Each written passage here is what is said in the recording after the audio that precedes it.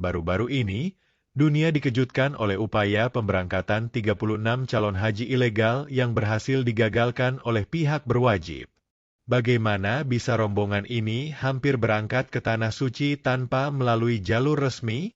Bahkan, 2 orang yang diduga sebagai pimpinan rombongan kini sedang menjalani pemeriksaan intensif. Apa sebenarnya modus operandi yang mereka gunakan?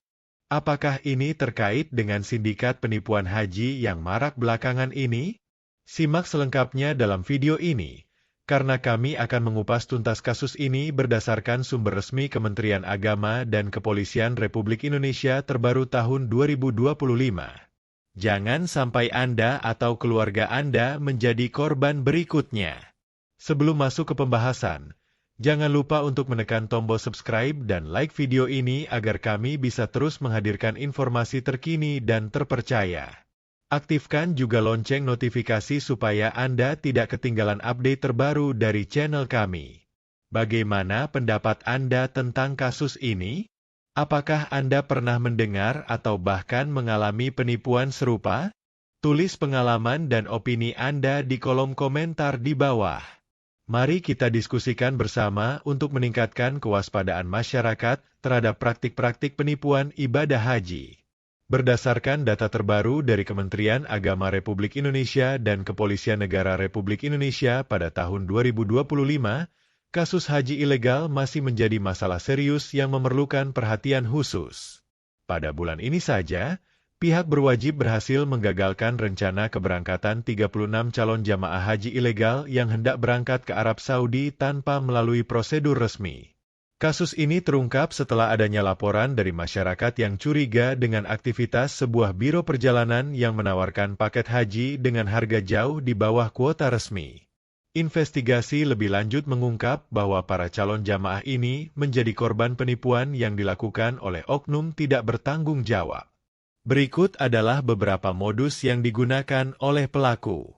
Pelaku menawarkan paket haji dengan biaya 50% lebih murah dari harga resmi yang ditetapkan pemerintah.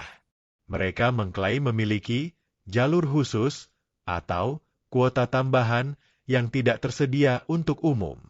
Para calon jamaah diberikan dokumen palsu, termasuk paspor dan visa haji yang seolah-olah dikeluarkan oleh pihak berwenang.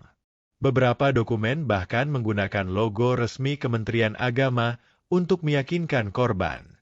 Rombongan direncanakan berangkat melalui negara transit seperti Turki atau Malaysia sebelum masuk ke Arab Saudi untuk menghindari pemeriksaan ketat di Bandara Indonesia.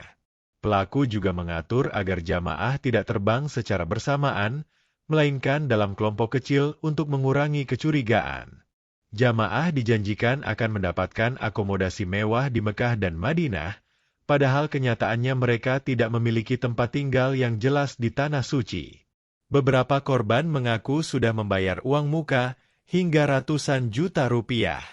Operasi penggagalan ini dilakukan oleh tim gabungan dari Direktorat Jenderal Penyelenggaraan Haji dan Umrah, Ditjen PHU, Kemenag dan Direktorat Reserse Kriminal Khusus, Direskrimsus, Polri.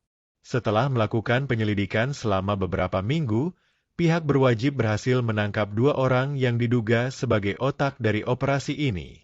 Keduanya saat ini sedang menjalani pemeriksaan intensif untuk mengungkap jaringan yang lebih besar.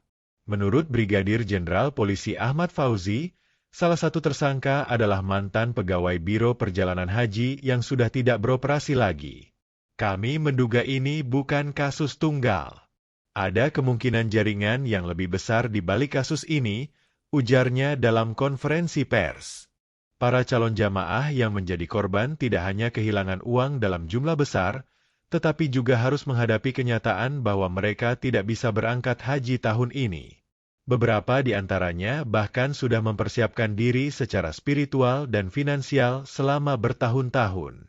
Kemenag telah memberikan pendampingan hukum dan psikologis kepada korban untuk memulihkan kondisi mereka. Dr. Haji Abdul Jamil, MAG, Direktur Jenderal Penyelenggaraan Haji dan Umrah, mengingatkan masyarakat untuk selalu berhati-hati terhadap tawaran haji ilegal. Pastikan Anda hanya mendaftar melalui Sistem Informasi dan Komputerisasi Haji Terpadu, SIKOHAT, di situs resmi Haji Kemenag Go.id. Jangan mudah tergiur dengan harga murah yang tidak masuk akal, tegasnya. Kasus ini menjadi bukti bahwa praktik penipuan haji ilegal masih terus terjadi dengan modus yang semakin canggih. Masyarakat harus lebih waspada dan selalu memverifikasi keabsahan Biro Perjalanan Haji sebelum melakukan pembayaran. Pemerintah juga diharapkan dapat meningkatkan pengawasan dan penindakan terhadap oknum-oknum yang memanfaatkan niat suci umat Islam untuk berhaji. Itulah tadi laporan lengkap tentang kasus 36 calon haji ilegal yang berhasil digagalkan. Bagaimana tanggapan Anda? Apakah menurut Anda hukuman untuk pelaku penipuan haji harus diperberat? Jangan lupa untuk subscribe, like, dan share video ini agar lebih banyak orang yang terhindar dari penipuan serupa.